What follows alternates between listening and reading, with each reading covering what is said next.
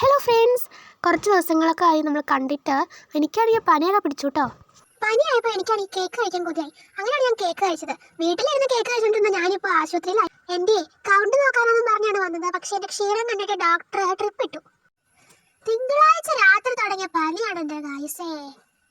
ആ മതിയായ കുപ്പി തീർന്നപ്പോഴത്തേക്ക് അടുത്ത കുപ്പി ഇടാൻ പറഞ്ഞ് അടുത്ത ട്രിപ്പ് കൊണ്ടുവന്നു. അതൊക്കെ ഇനി പിന്നീടാ. ഫുഡാണ് മുഖ്യം വെക്കില്ലേ, അത് കഴിഞ്ഞിട്ടുള്ളൂ മറ്റെന്തും.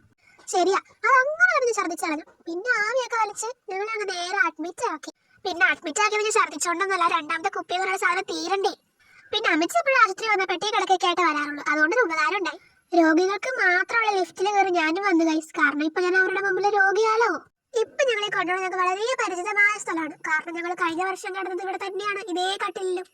അങ്ങനെ രാത്രിയായി. ഞങ്ങൾ താഴെ കിടന്ന് ചോറൊക്കെ മേടിച്ചോണ്ട് വന്നു. ഇപ്പൊ ചോറിനാണെങ്കിൽ കറി പയറും പാവയ്ക്കും.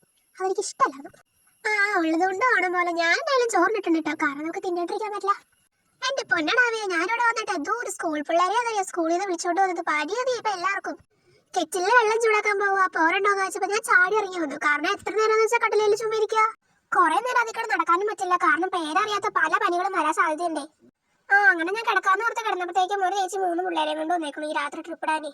പനിക്ക് എന്ത് രാവിലെ രാത്രി. അവരുടെ വീട് ഇവിടെ അടുത്തായതുകൊണ്ട് അവർക്ക് വരും പോവാക്കെ ചെയ്യാലോ. അങ്ങനെ ഇവിടെ രാവിലെ ആയി. അമ്മച്ചി രാവിലെ പോയി അപ്പം ചമ്മന്തിയൊക്കെ മേടിച്ചോണ്ട് വന്നു. പിന്നെ എന്നെ ഡിസ്ചാർജ് ചെയ്തു. അപ്പൊ അത്രയും